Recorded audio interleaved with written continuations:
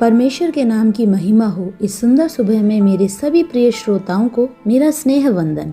लूका रचित सुसमाचार 24 का 31वां और 32वें वाक्य में लिखा है, तब उनकी आंखें खुल गई और उन्होंने उसे पहचान लिया और वह उनकी आंखों से छिप गया। उन्होंने आपस में कहा, जब वह मार्ग में हमसे बातें करता था और पवित्र शास्त्र का अर्थ हमें समझाता था, तो क्या हमारे मन में उत्तेजना न उत्पन्न हुई? पढ़े हुए वचन के आधार पर मन में उत्तेजना उत्पन्न होती रहे। विषय पर मनन करने के लिए आओ हम परमेश्वर में समर्पित हो जाएं। प्रभु यीशु मसीह के मृत्यु के पश्चात, पुनः जीवित होने के पश्चात, विश्वास में केवल बच्चे सरीखे आदि विश्वासी गण अब क्या करना है नहीं जानते हुए उस स्थिति को एक एक करके सामना करते हैं। कुछ लोग डर कर दरवाजा बंद करके बैठ गए।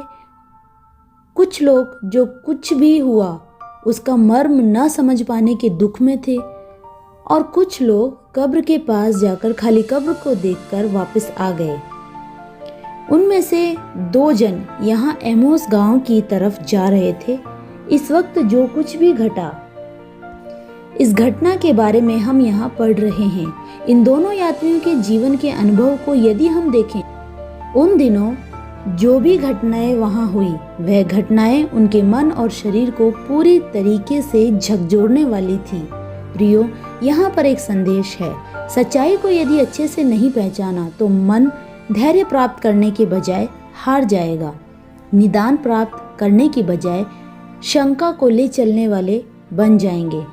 आपस में प्रेम और संयोजकता होने के बजाय वाद विवाद होगा। इसीलिए आज सुंदर दिन में परमेश्वर से प्रार्थना करें, सच्चाई को हृदय से पहचानने के लिए परमेश्वर हम पर कृपा करे। 32वें वाक्य को एक बार फिर से पढ़ेंगे। उन्होंने आपस में कहा, जब वह मार्ग में हमसे बातें करता था और पवित्र शास्त्र का अर्थ हमें समझाता था, तो क्या हमारे मन में उत्तेजना ना उत्पन्न हुई? प्रियो, वचन को ग्रहण करना मात्र ही नहीं, पर उसे अपने अनुभव में लाने पर हमारे हृदय में वास्तव में उत्तेजना उत्पन्न होनी चाहिए।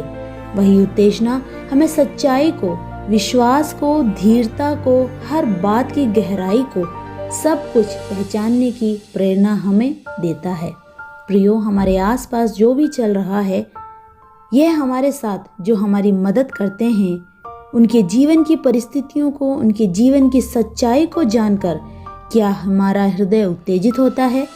यही उत्तेजना कई बार अपरिचित को भी अपने मित्र के रूप में देखने में सहायता करती है। उन दोनों के साथ चलने वाला यीशु है।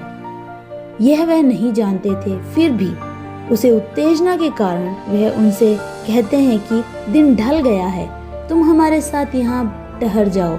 तीसरा वाक्य बहुत ही महत्वपूर्ण है। जब वह उनके साथ भोजन करने बैठा तो उसने रोटी लेकर धन्यवाद किया और उसे तोड़कर उनको देने लगा।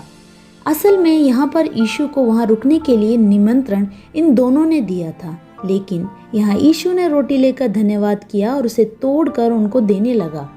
यहाँ पर अतिथि सत्कार करने लगता है, तभी उनके बंधन खुल जाते हैं, उनकी आंखें खुल जाती हैं, उनकी जीभ बोलने लगती है, उनके हृदय खुलने का कारण बनते हैं। प्रियो, जब जीवित वचन हमारे कानों तक पहुंचता है, या फिर वचन को जब हम पढ़ते हैं या अनेक माध्यमों के द्वारा जब वह हमारे कानों तक पहुंचता है, तो वह वचन हमारे हृदय को यदि रूपांतरित करता है, या फिर वह वचन हमारे हृदय में यदि उत्तेजना पैदा करता है, तो वह हमारे स्वार्थी मार्ग से हमें निश्चित रूप से वापस ले आता है।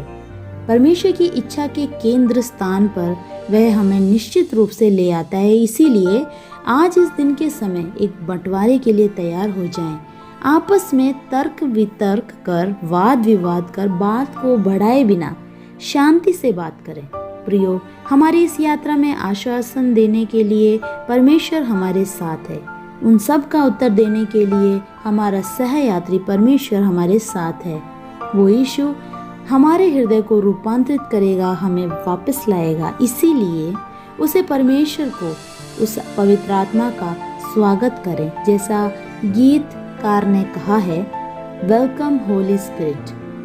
हे पिता, पवित्र सुंदर सुबह दिए हुए इस वचन के लिए धन्यवाद। हम जहाँ रहते हैं, हम जहाँ चलते हैं, हमारे नौकरी के क्षेत्र में, हमारे जीवन के सभी मंडलों में आप हमारे साथ रहें। आपकी बातें हमारे हृदय में गहराई से बहुत ही उत्तेजना उत्पन्न करने वाली हो। यीशु के नाम में आमीन।